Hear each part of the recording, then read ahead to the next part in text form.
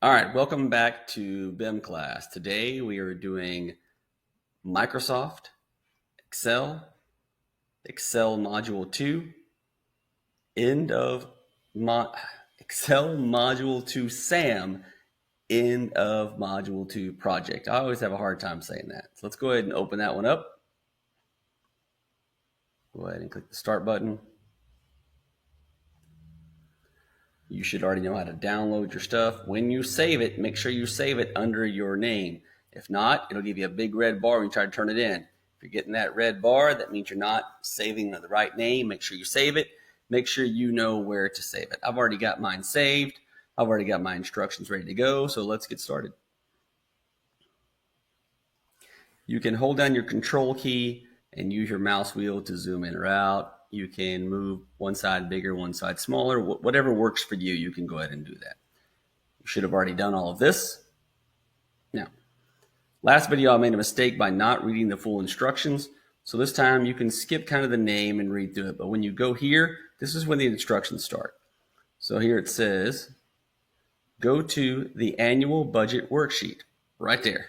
Work in cell C5 through C17.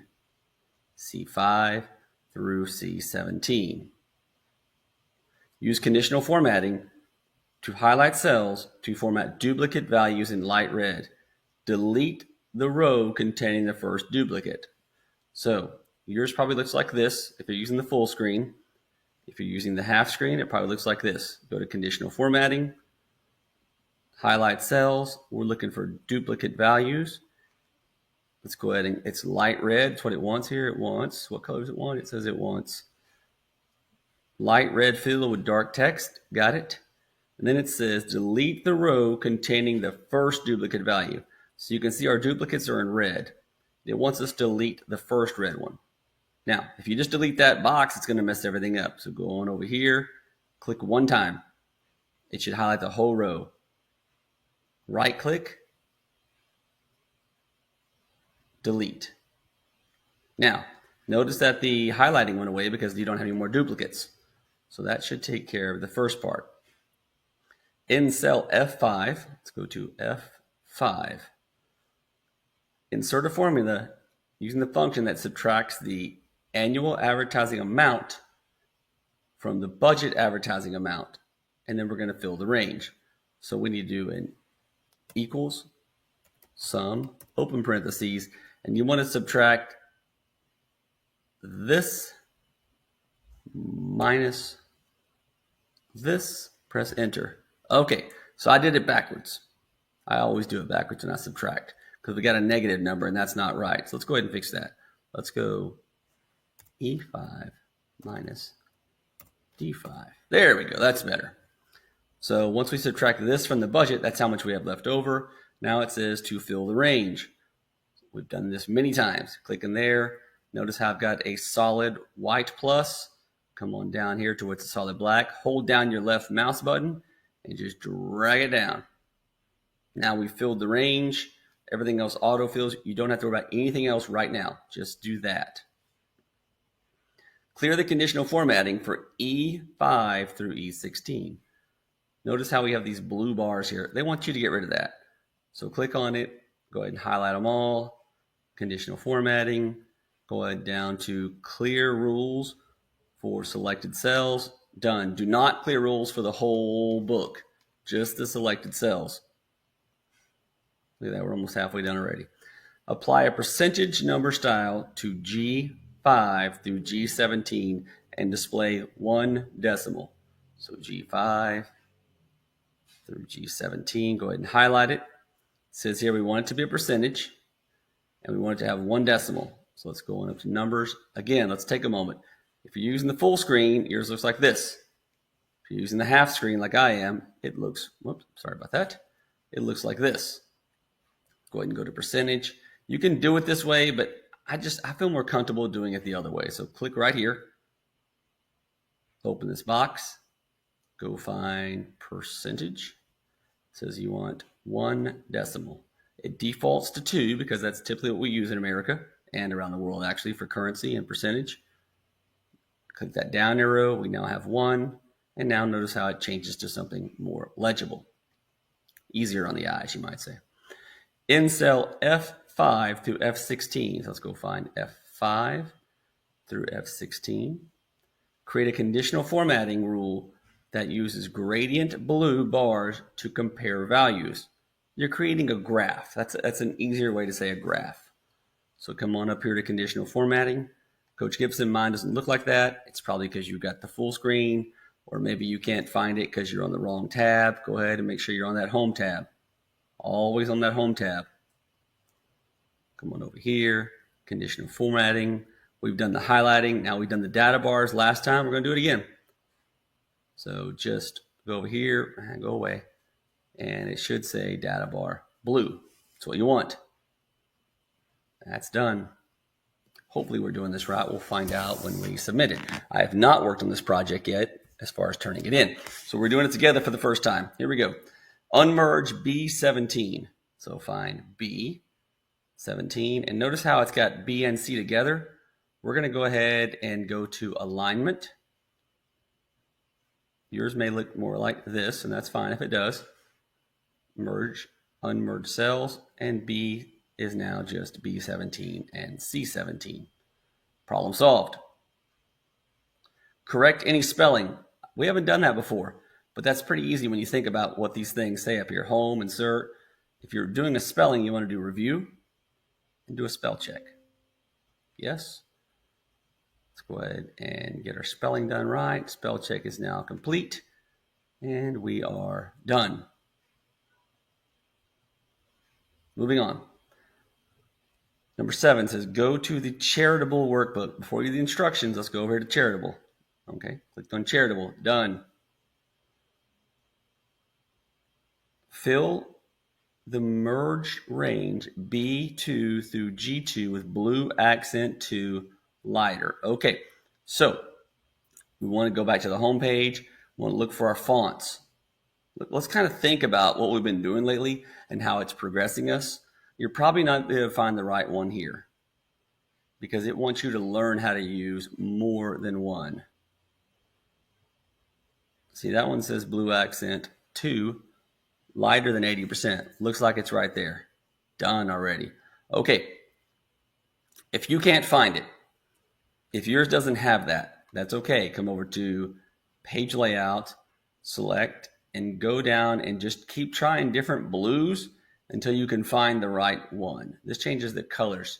So again, if you're clicking through the font over here and yours doesn't have blue accent to lighter 80%, just come over here to page layout, change some of the colors until you can work through and find the one that you need.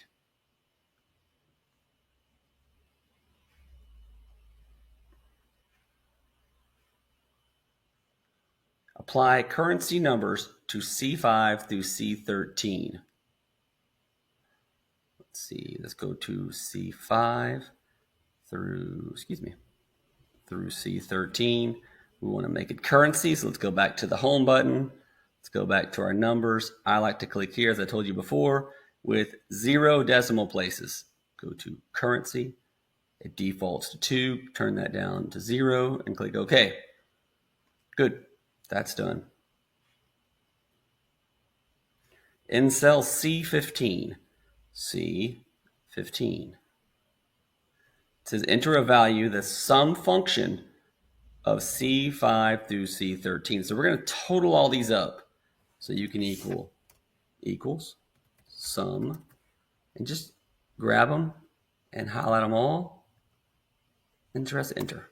Should be good. In cell C16, enter a formula to count. Now we want to know how many there are here. So C17 or 16, equals count. If you're ever doing this on Google Docs or Google Sheets, it's counta. But on on Excel, it's just count.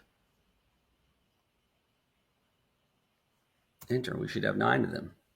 You can also check it right over here to see if you have 9. Count 54, or you can do this right here. It'll count it for you. So there you go, count 9. So you know it's right. So if you're ever wondering, did I get that right? Did I grab them all? You can just double check. Look at the bottom where it says count 9. All right, moving on. Almost done. In cell C18, so let's go ahead and get in C18. We want to enter a formula using the function that subtracts the projected donations, this, from the total donations, this, and then divides it by the projected donations. So we should get a percentage. Scroll down to your example. We got this one right. We got this one right, that one right. Now we need to get that percentage in there. Let me pause this video for just a moment. Okay, so we need to figure out the difference between these two and what percentage is this of this. So let's do this right here. Let's go equals sum. And I always do these backwards, but I'm going to try to do it right this time. This one minus this one. Let's see if I got it right. I got it right. Okay, so here we go. So minus this one. Let's go divided by this one. Enter. Gave me 0. Okay, so I obviously didn't do something right here, so let me go ahead and see if I can't fix that.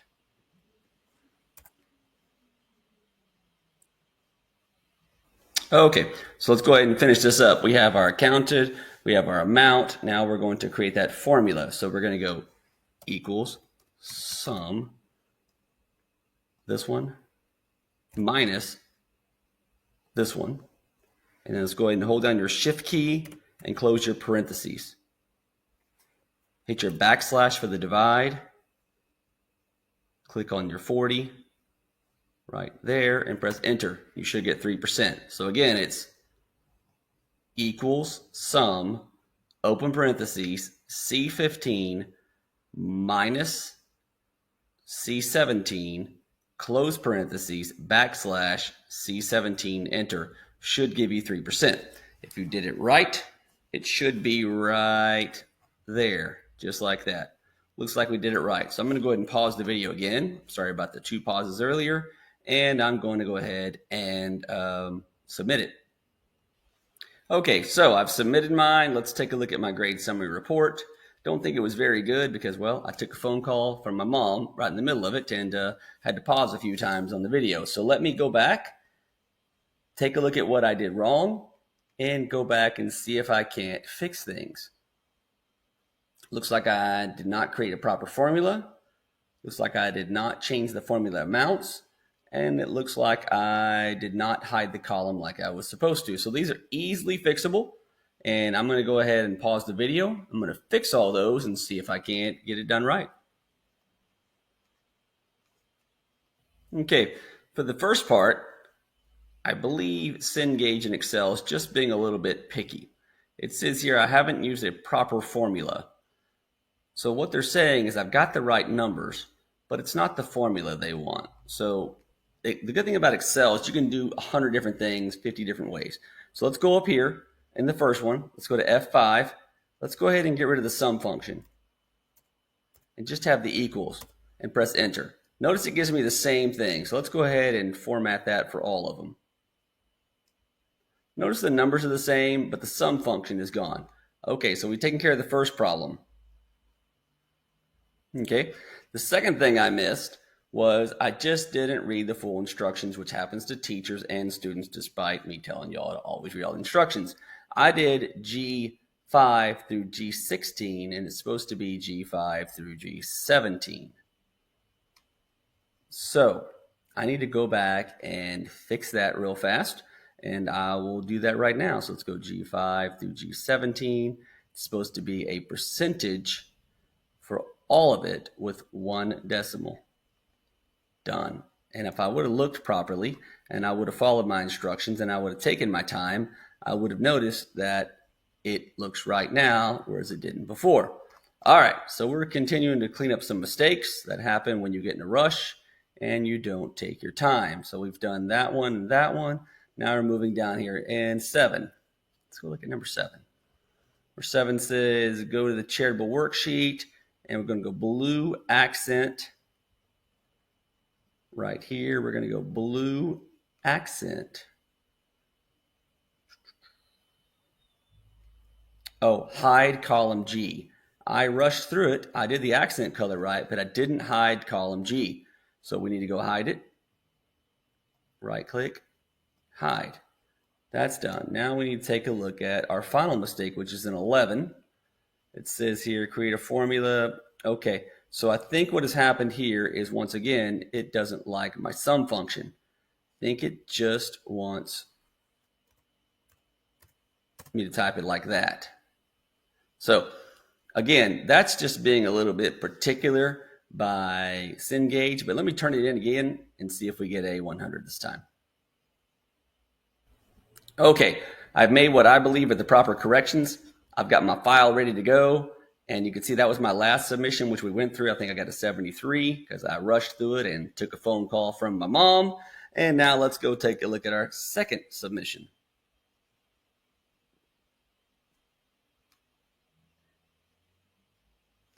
Second submission, we got 100. So we made a mistake.